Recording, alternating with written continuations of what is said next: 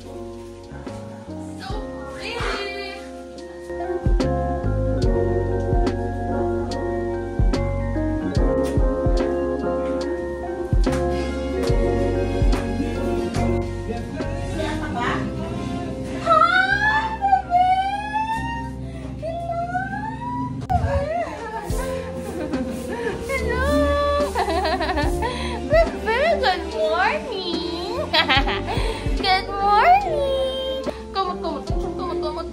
Kumot ang tiyan ah, bebe! Amoy unan ka naman! Good morning, hi morning, ding! Hi! Good morning, dog! Good morning! Good morning!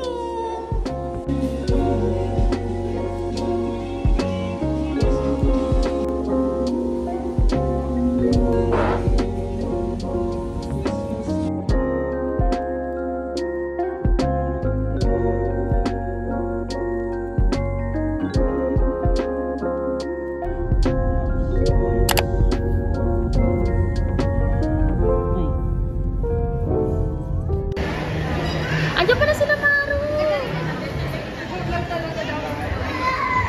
For the vlog.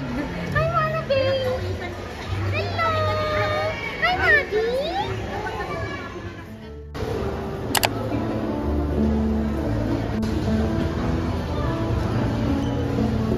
Thank you po.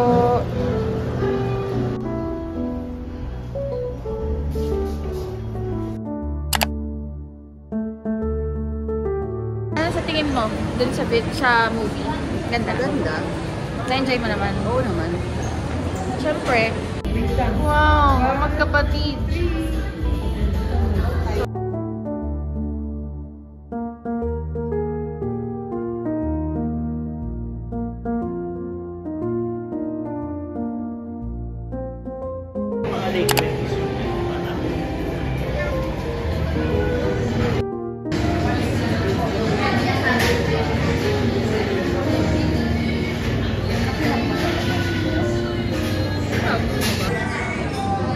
Isa pong iced white chocolate mocha, yung tall. Opo. Tapos isang, ano sa'yo? Isang hot caramel macchiato. Tall din.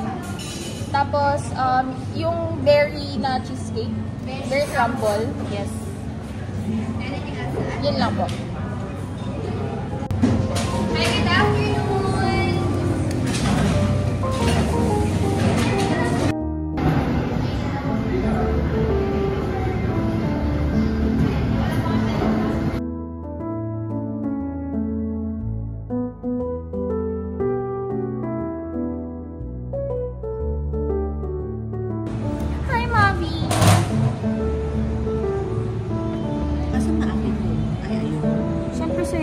Masarap din yung ano, yung white chocolate lang. As in plain white chocolate. Hi, mga dito.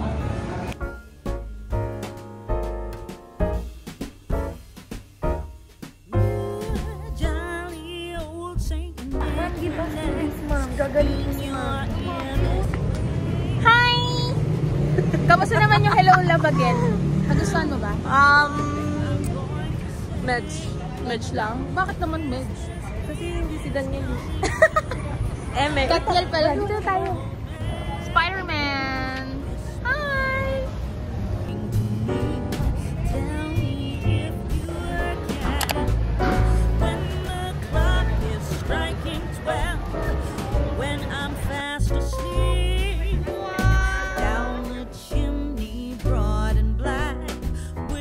Your pack, your queen, all the stockings you will find hanging in. What's that? Puto bongbong.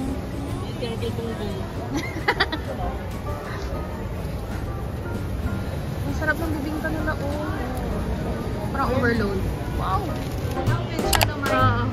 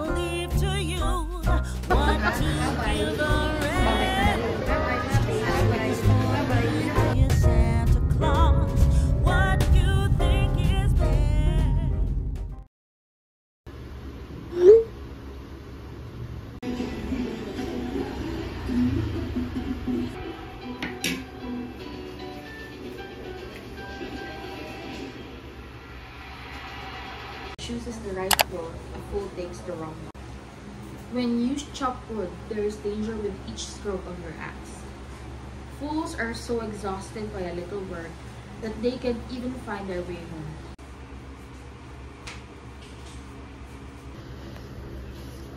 Using a dull axe requires great strength to sharpen the blade. That's the value of wisdom. It helps you succeed. Growing up, we've always had an activity set. In my new apartment, I don't have 18 foot. So I think that this one, I'm intending to put in my kitchen. They're all from Wonder Shopping. They're all at 18 foot length, but these ones only have 50 length, and this.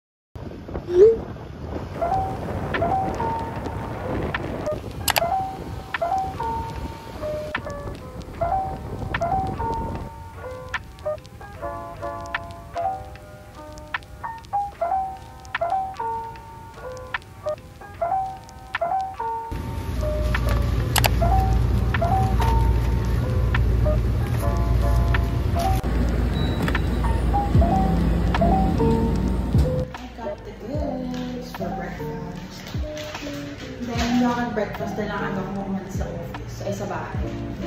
So, may pagising sila atin tsaka si mama. So, wala magluluto na ang food. Bili na ako.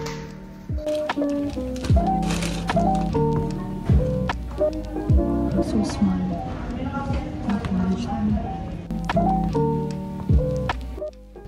This is the kimchi fried rice.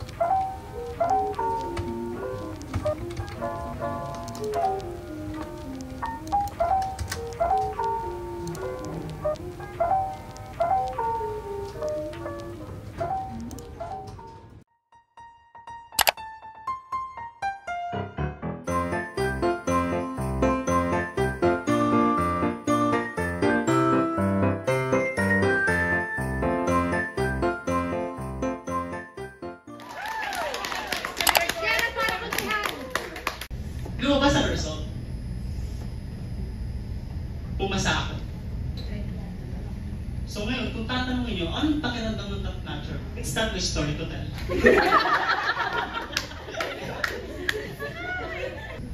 Ayun. Thank you guys.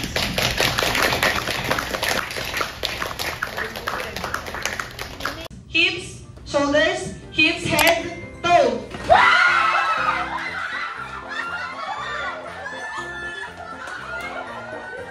Yung mga nakahawak ng bote, ang panalo. Knees, toes.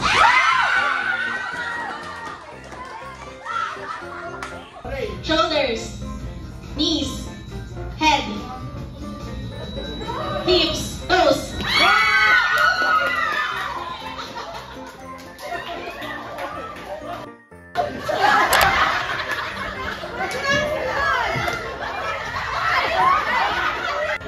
Magbigay ng uri ng isda. Go!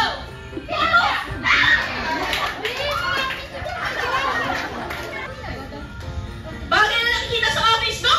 Bakit?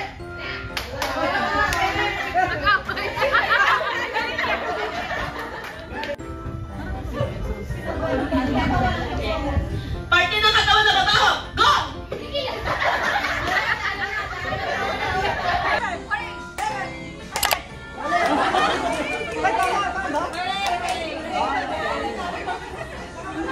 One, two, three, go!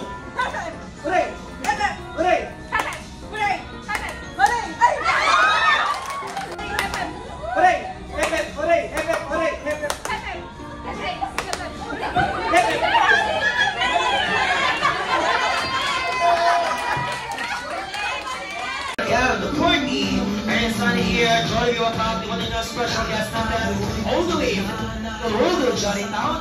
Nagasubok cam, ang pinasaya at ang pinin ng lahat, none other than best friend, Johnny B!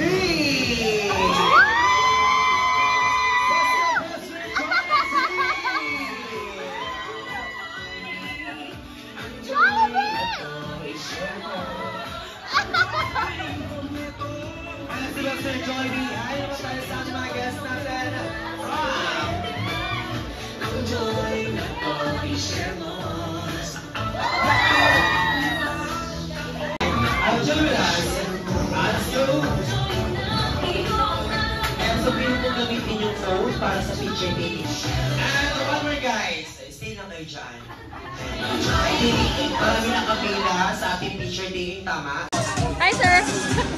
Vlog po! Last na! Say lang ito vlog na lang, Jollibee!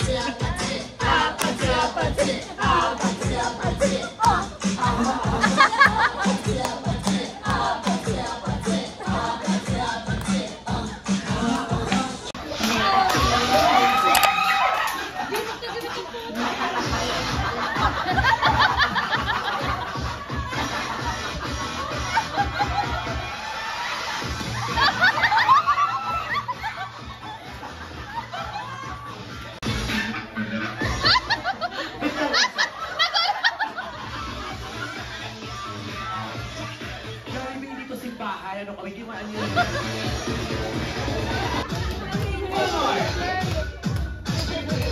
One more, guys. And like this.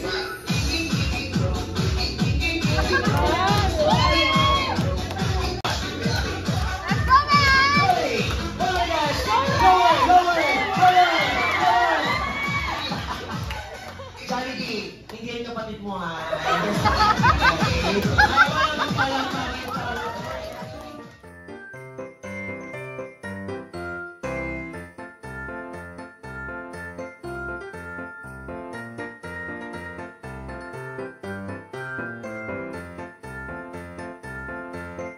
And the winner for the most bully award is...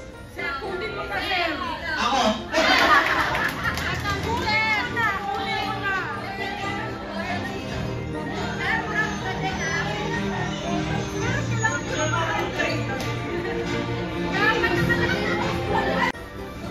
The nominees for Nonchalant Award are Janet! Janet?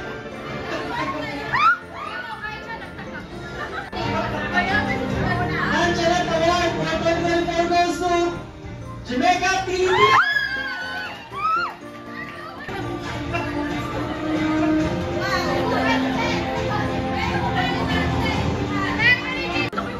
So the nominees for most bully award are Miss Angel! Love!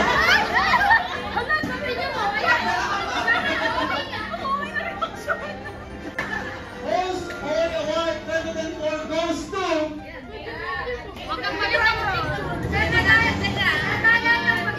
Angelica John Enriquez! Ang daming award.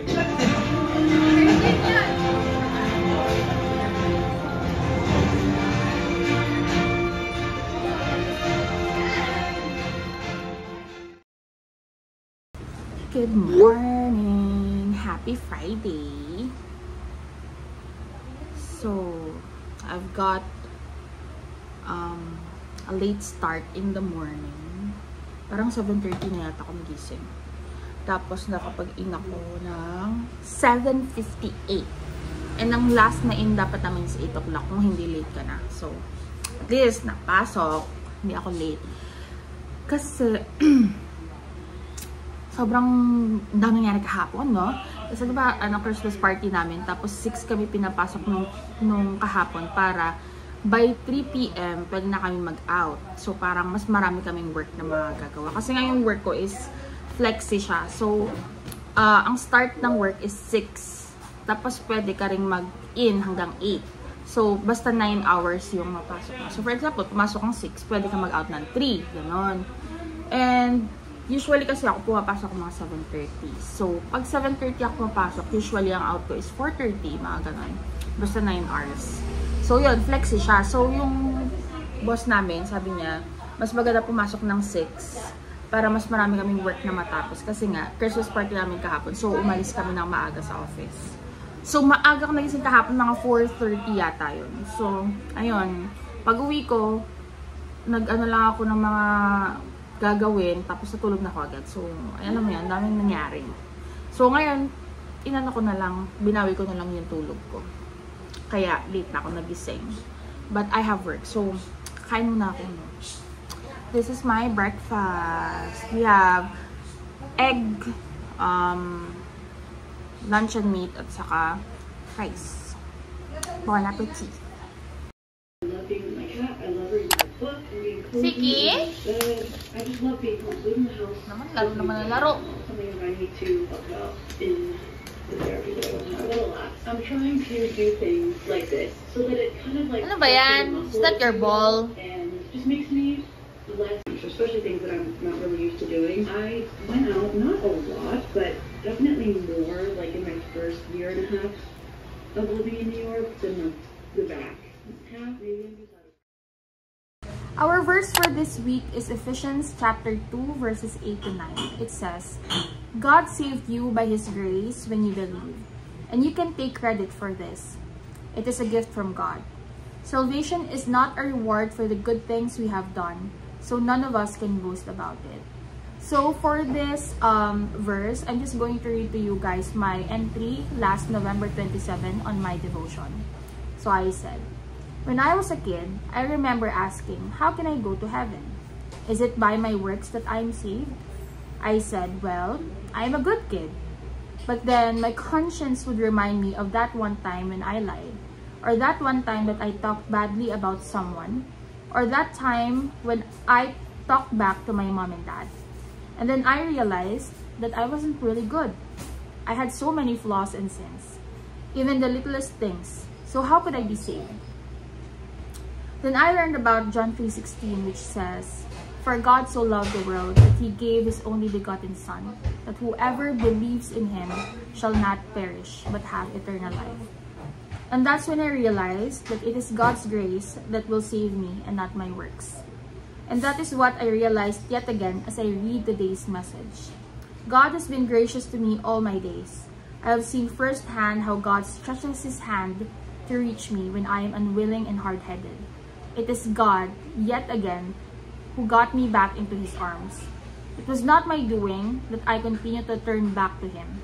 It's the Holy Spirit guiding me. It is God getting me back, and I am always grateful and astounded by God's grace.